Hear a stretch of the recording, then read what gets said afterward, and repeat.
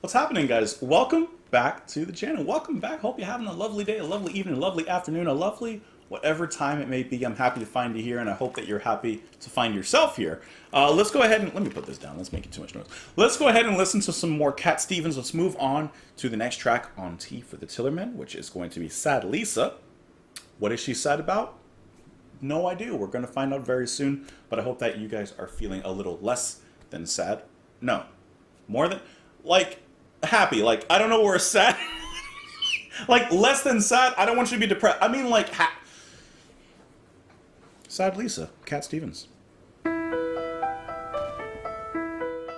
She must be hurt very bad. Open your door, don't hide in the dark.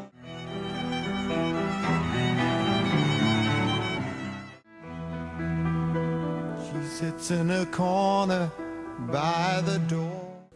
Man, that's a great song. All right. So first off, before I look into the lyrics, before I look into the meaning or anything like that, I'm assuming, and this may be a far-fetched guess, or maybe it's not. I guess, and I assume that this is actually about the Mona Lisa. I'm assuming this is about the painting. I'm assuming that this is something akin to Don McLean's Vincent, in that our poet, our singer, Mr. Cat Stevens, is looking into Mona Lisa's eyes. He's looking at the painting and finding some sort of relationship, some sort of connection, artistically, spiritually, or otherwise, between himself and the figure in the painting itself. Which, if that is so, then there's such a beauty to the poetry and to the way the lyrics are written and how that connection is established. Even if that's not so, and even if that is a far-fetched guess, it still works within the lyrics here and the content there that's stated. I would say that the main bass line here is Cat Stevens and the piano, which take away everything else, which is really just the orchestration, and you have a solid jam. And by a jam, I mean, you have a solid little ditty, a little emotional, subtly touched folk song. However, I think that the orchestration in this track not only, of course, adds to it and magnifies it, but also adds a certain elegance and grace to the emotional movement of this whole song.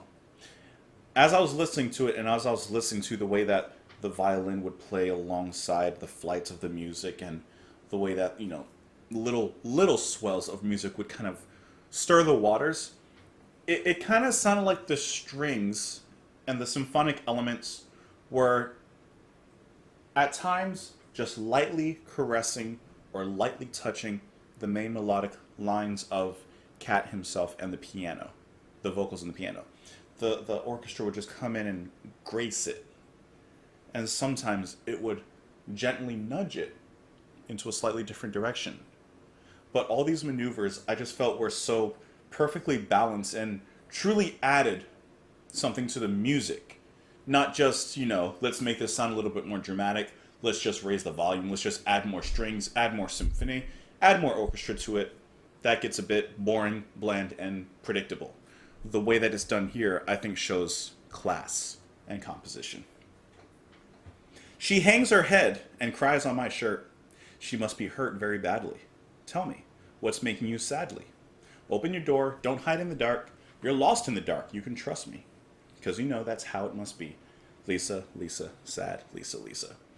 Even before looking at the lyrics to this song, my mind already kind of assumed, I think that this is about him looking at the Mona Lisa. Now, I'm going to look into it a little bit later. I could be completely off. But even the first line, she hangs her head and cries on my shirt. Even though that's, in a sense physically impossible for the Mona Lisa painting to be, of course, crying on her shirt, I'm kind of getting a metaphysical relationship. And that's how he's feeling when looking at the picture. My cat just came in and curled up next to me. That's cute. Her eyes like windows trickling rain upon her pain getting deeper. Though my love wants to relieve her, she walks alone from wall to wall. Lost in a hall, she can't hear me. Though I know she likes to be near me, sad Lisa, Lisa, Lisa. So, of course, I'm still thinking painting, being moved from hall to hall, different exhibits, different hallways, etc., etc. And he says she can't hear me, and she's lost.